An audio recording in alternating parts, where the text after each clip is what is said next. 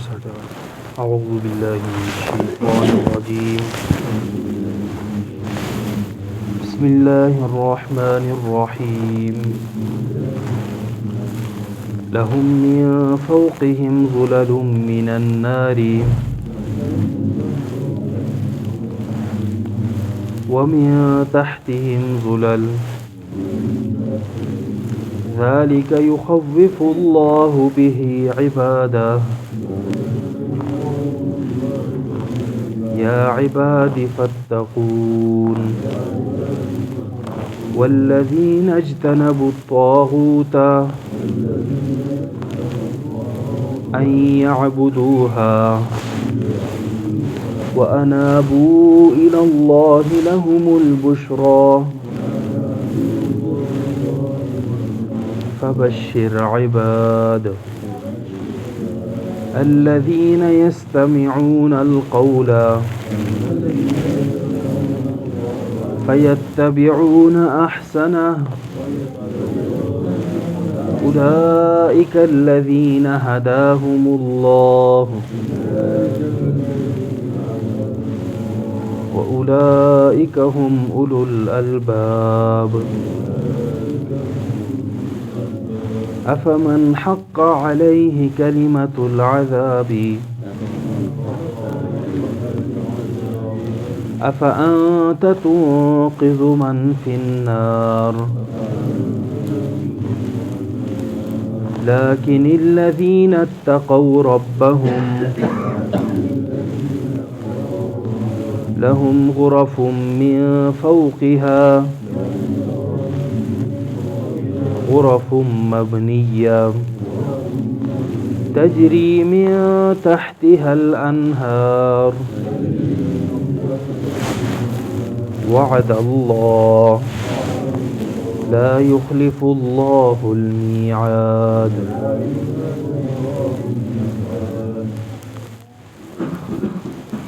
لهم من فوقهم ظلل من النار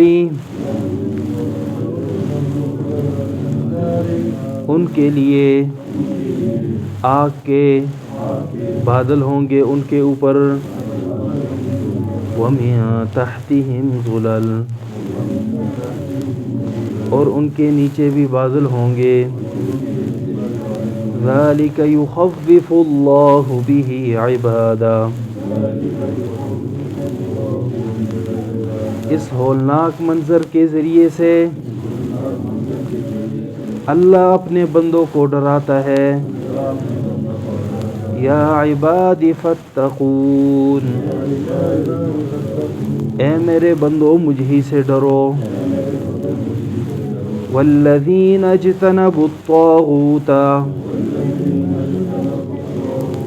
اور وہ لوگ جو بچتے رہے طاغوت سے کہ وہ اس کی عبادت کریں.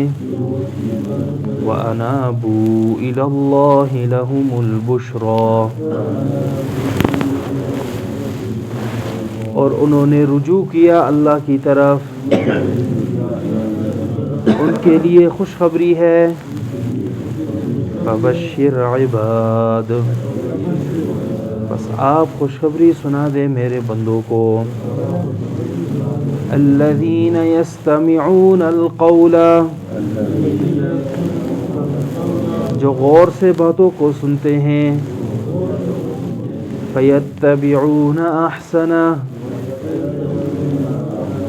پھر پیروی کرتے ہیں ان میں سے جو اچھی بات ہوتی ہے.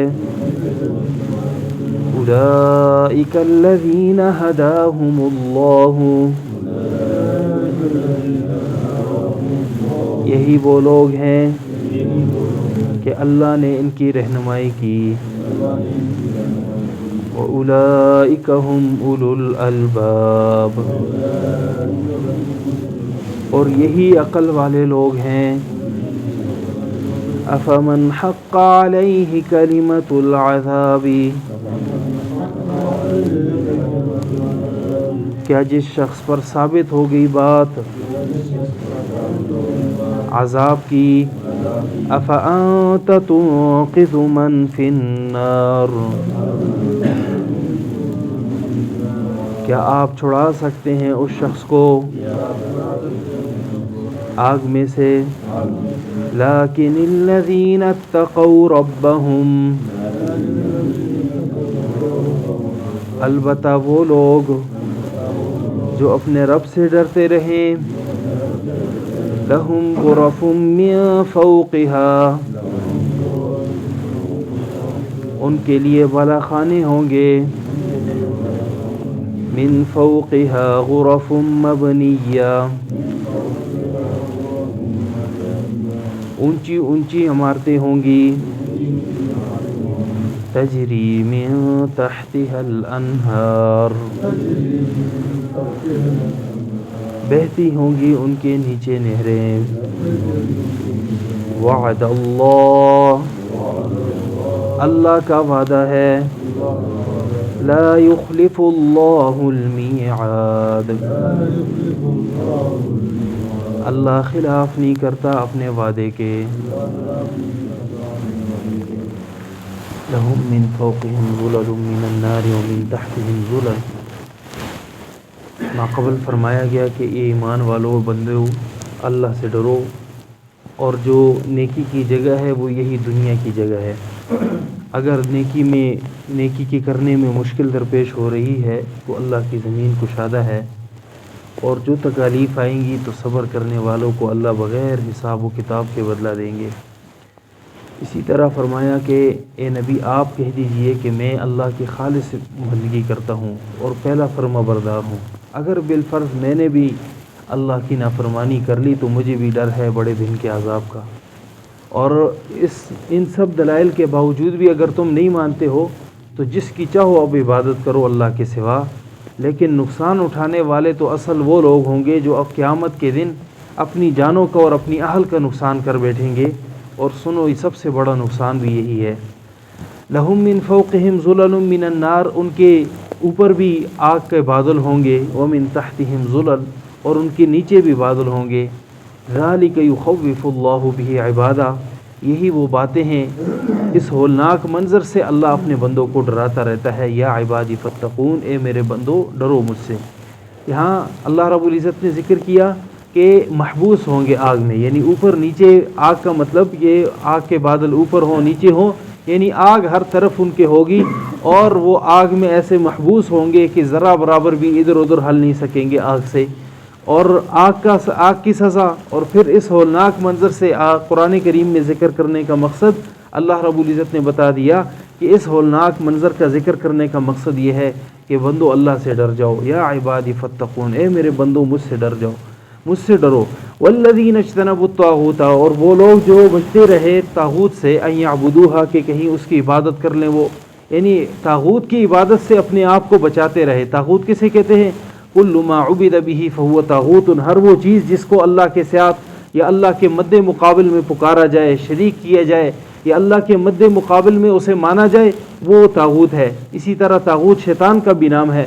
تو یعنی جتنے باطل نظام ہیں، باطل نظاموں کو رائج کرنا یا اللہ کے حکموں کے خلاف کوئی بھی حکم رائج کرنا، یہ طاغوت ہے۔ اس کی عبادت گویا ہے کہ یہی ہے کہ جس طرح قرآن کریم میں سورہ بقرہ میں اللہ رب العزت نے ذکر کیا ہوا کہ جو لوگ وَمِنَ النَّاسِ مَن يَتَّخِذُ مِن دُونِ اللَّهِ أَندَادًا يُحِبُّونَهُمْ كَحُبِّ اللَّهِ، کہ لوگوں میں سے بعض ایسے ہیں جو لوگوں کی مَن يَتَّخِذُ مِن دُونِ اللَّهِ، کہ اللہ کے سوا اوروں کو معبود بناتے ہیں، اور معبود کے جو صفت ذکر کی يُحِبُّونَهُمْ، وہ ان سے محبت کرتے ہیں، ایسی محبت کرتے ہیں كَحُبِّ اللَّهِ، جس طرح سے اللہ سے محبت کرنی چاہیے۔ اللہ کے علاوہ کسی اور سے جس طرح اللہ سے محبت ہے، اس طرح اگر کسی اور سے محبت ہے تو وہ بھی طاغوت ہے۔ تو طاغوت ہر وہ چیز جو اللہ کے سوا جو ہے اللہ کے مد مقابل یا اللہ کے برخلاف یا اللہ کی صفات کا غیروں میں ماننا، یہ طاغوت ہے۔ وَأَنَابُوا إِلَى اللَّهِ، یہ لوگ تو بچتے رہے اور ساتھ ساتھ اللہ کی طرف رجوع بھی کیا۔ لَهُمُ الْبُشْرَىٰ، ان کے لیے خوشخبری ہو۔ فَبَشِّرْ عِبَادِ، آپ خوشخبری سنا دیجئے میرے بندوں کو، الذین یستمعون القول، جو باتوں کو غور سے سنتے ہیں، فیتبعون احسنہ، پھر پیروی کرتے ہیں ان میں سے اچھی باتوں کی۔ یعنی سب سے پہلے تو غور سے باتوں کو سننا، پھر ان میں سے جتنی اچھی باتیں ہوتی ہیں ان کی پیروی کرنا، یہ عقل والوں کے کام ہے، جس کا اللہ نے ذکر کیا، اولئک الذین ھداھم اللہ، یہی وہ لوگ ہیں کہ اللہ نے ان کی ہدایت کی، اللہ نے ان کی رہنمائی کی۔ وَأُولَئِكَ هُمْ أُولُو الْأَلْبَابِ، اور یہی ہیں عقل والے۔ جب بھی جہاں بھی انسان قرآن و سنت کی بات سنے تو اس پر 100% عمل کی کوشش کرے کہ میں 100% اس کی اتباع کروں گا۔ اور اگر کسی ایسے شخص سے بات سن رہا ہے جس کا جو ہے یعنی قرآن و سنت سے ہٹ کر بھی گفتگو کر رہا ہے اور قرآن و سنت کے موافق بھی گفتگو کر رہا ہے، تو غور سے اس کی بات سنی جائے، پھر جو اس میں اچھی بات ہو، جو قرآن و سنت والی بات ہو، اسے لے لی جائے، اور جو اس کی اپنی باتیں ہوں انہیں چھوڑ لیا جائے۔ یہ عقل والوں کی نشانی ہے۔ افمن حق علیہ کلمۃ العذاب، اور عقل والوں میں سب سے بڑی چیز ہوتی ہے وہ تمیز کی ہوتی ہے کہ وہ ہر چیز میں تمیز کرتے ہیں کہ یہ صحیح بات ہے، یہ غلط بات ہے، یہ اچھی بات ہے، یہ بری بات ہے۔ یہ تمیز عقل والوں میں ہوتی ہے، اور عقل والے جب بھی یہ تمیز ان میں آ جاتی ہے تو وہ ہر قسم سے فتنوں سے اپنے آپ کو بچا سکتے ہیں۔ اور جب انسان میں یہ چیز نہ ہو بلکہ کسی شخص کے متعلق یہ گمان ہو کہ یہ سارا بالکل جو ہے شروع سے آخر تک قرآن و سنت والا ہے، ایسا ہو نہیں سکتا، اس لیے کہ ہر ایک انسان خطاؤں کا پتلا ہے۔ کوئی عالم ہے، کوئی عابد ہے، جیسے بھی ہے، لیکن کسی نہ کسی لحاظ سے اس سے غلطیاں کوتاہیاں ہوتی ہیں۔ تو انسان کے لیے مشعل راہ صرف اور صرف قولاً بن سکتا ہے، عملاً نہیں بن سکتا کہ عملاً میں عمل کر رہا ہوں کہ بس آپ بھی اسی طرح عمل کریں۔ عمل ہمارے لیے صحابہ کرام رضوان اللہ علیہم اجمعین کے مقبول ہے کہ ان کے اعمال، ان کے اقوال وہ ہم سب کے لیے حجت ہیں، ان کی پیروی ہمارے لیے راہ ہدایت ہے اور ہدایت کا چراغ ہے۔ فرمایا افمن حق علیہ کلمۃ العذاب، کیا وہ شخص جس پر عذاب کی بات ثابت ہو گئی ہے، افانت تنقذ من فی النار، کیا آپ اسے بچا سکتے ہیں جو شخص آگ میں ہے؟ یعنی اللہ کے نبی صلی اللہ علیہ وسلم کو بھی فرمایا گیا آپ بھی اس شخص کو چھڑا نہیں سکتے جس شخص کو اللہ رب العزت نے اس کے انکار، اس کے جحود کی وجہ سے آگ میں ڈال دیا، آگ اس پر ثابت ہو گئی، آپ اسے چھڑا نہیں سکتے۔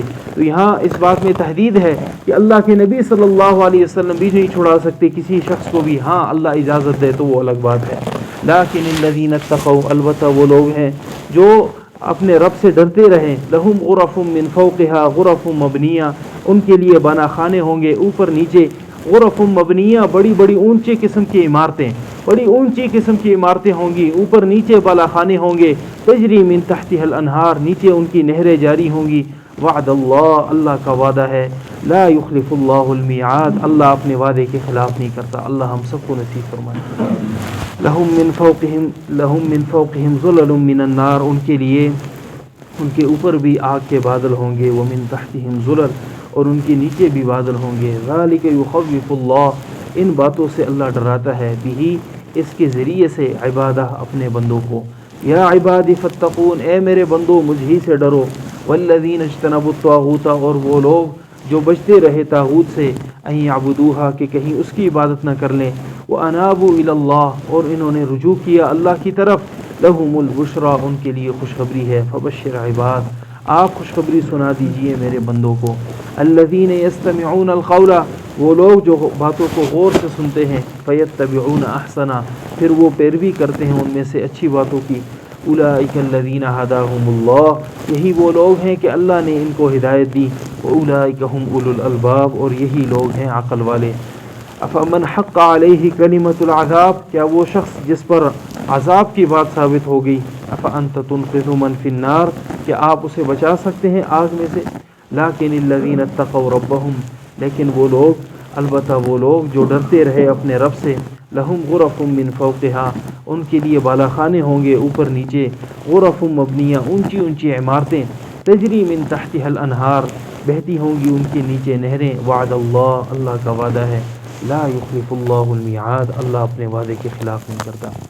اللہ